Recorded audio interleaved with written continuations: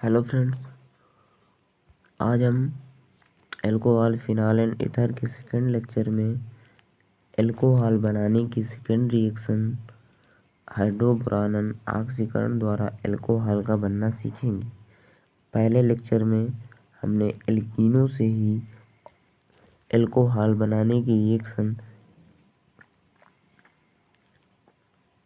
अम्ल उत्प्रेरक जलयोजन द्वारा सीखा था और अब हाइड्रोबोरान ऑक्सीकरण द्वारा अल्कोहल का बनना सीखेंगे।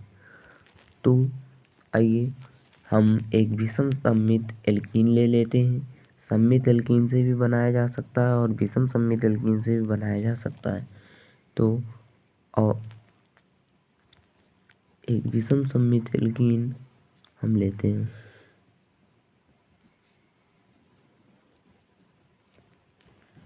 चूँकि नाम से स्पष्ट है, हाइड्रोबोरान अर्थात ब्रोमीन हाइड्रोजन की रिएक्शन करवाएंगे। ब्रोमीन एक लुईस अम्ल होता है।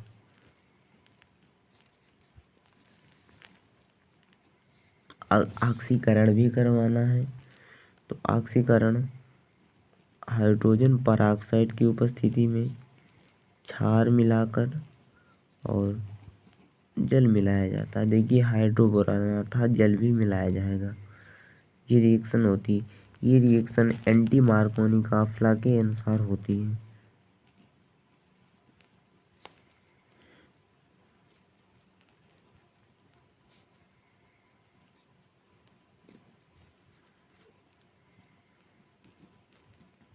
एंटी मार्कोनी काफिला के अनुसार होती है। ये reaction anti Markovnikov law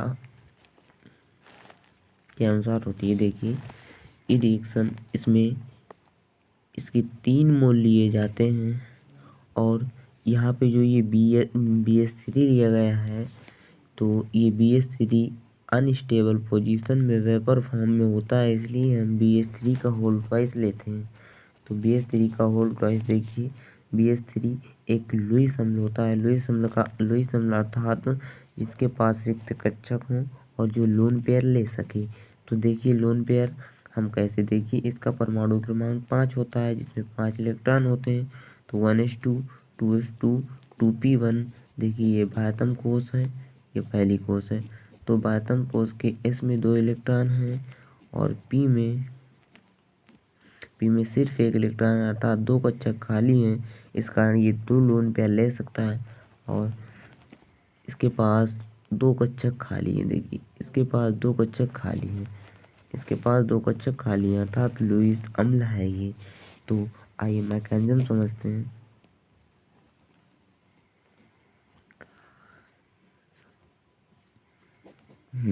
mechanism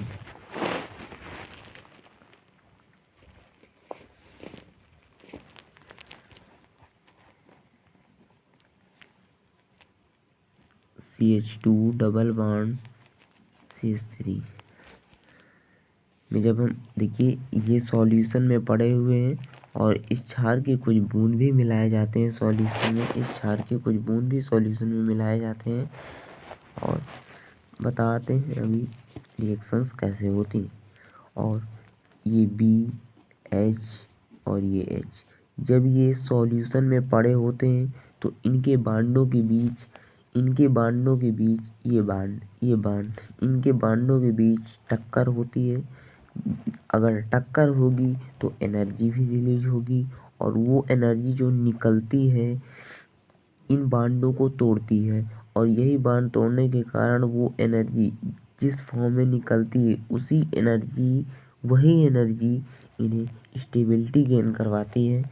और रिएक्शन कुछ इस तरह देखिए, ये इसके पास रिक्त कक्षक है तो ये पाई बांड होता है, एक पाई बांड एक सिंगल बांड। जैसे ये पाई बांड टूटता है और यहाँ आता है तो ये हाइड्रोजन तुरंत यहाँ पर आ जाता है स्टेबिलिटी के लिए। और एंटी मार्कोनिकॉफ का रूल क्या कहता है? एंटी मार्कोनिकॉफ का रूल कहता है कि हाइड्रोजन उस साइड जुड़ेंगे जहाँ पर कार्बन श्रृंखला कम हो या हाइड्रोजन कम हो। तो इस कारण से हाइड्रोजन इस साइड जुड़ जाता है, ये देखिए। और ऐसा भी है कि इस साइड जुड़ जाए तो इस साइड नहीं जुड़ सकता, क्योंकि इस साइड इससे ज़्यादा स्टेबिलिटी मिल रही है, इसलिए ये एंटी मार्कोनी के अनुसार यूज होता है। तो कुछ इस प्रकार स्ट्रक्चर बनती है बाद में। इसके साथ हाइड्रोजन जुड़ जाता है तो ये CH3 हो जाता है, और ये CH के साथ ब्रोमीन जुड़ता है, और ये रिएक्शन तब तक एल्कीन के साथ ये स्ट्रक्चर चलती रहती है जब तक कि ब्रोमीन के हाइड्रोजन खत्म नहीं हो जाते, और दोबारा रिएक्शन होती है। इसमें फिर मिलाया जाता है एल्कीन, CH2 मिलाया ही नहीं जाता है, उसके 3 मोल लिए ही गए थे, और चूँकि रिएक्शंस में इतने मोल पड़े ही रहते हैं कि ये रिएक्शन तब तक होती रहती है जब तक कि स्टेबिलिटी ना गेन कर ले।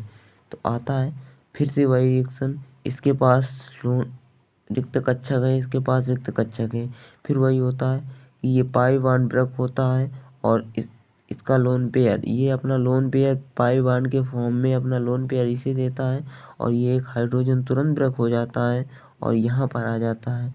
फिर रिएक्शन कुछ इस तरह हो जाती है कि BH3 CH3 CH3 B के पास एक हाइड्रोजन बचता है, और ये एल्कीन के फॉर्म में निकलता है कि CH3 और एक बार फिर से एल्कीन मिलाया जाता है, मिलाया क्या जाता है उसमें सॉल्यूशन में ही होता है। फिर से वही काम, रिक्त कक्षक है इसके पास, इसने ये पाई बॉन्ड इन रिक्त कक्षकों में आया, और ये हाइड्रोजन ब्रेक होकर इसके साथ फिर से जुड़ गया, और अंतिम रिएक्शन देखिए किस तरह क्या हो जाएगी। इसी तरह के फॉर्म देखिए, एक ये और एक ये 3 हैं, तो हम लिखे दे रहे हैं CH2 CH3 का whole thrice.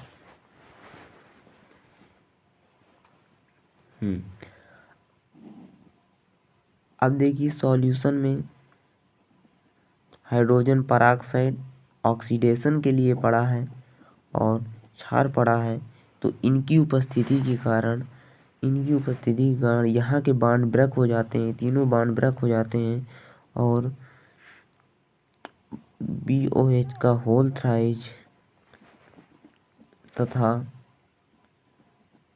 CH3 CH2 OH के 3 भाग मिल जाते हैं, और यही एल्कोहल है।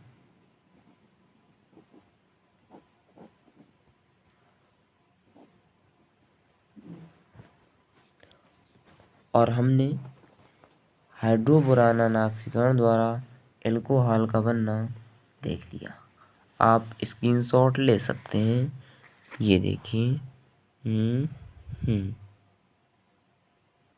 और ये बहुत इम्पोर्टेंट रिएक्शन है, अधिकतर एग्जामों में पूछी जाती है, और मैंने आपको विथ मैकेनिज्म बता दिया है कि ये रिएक्शंस कैसे होती हैं, और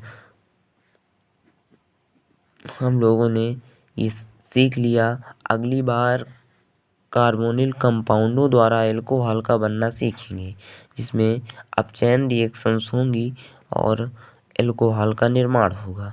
थैंक यू।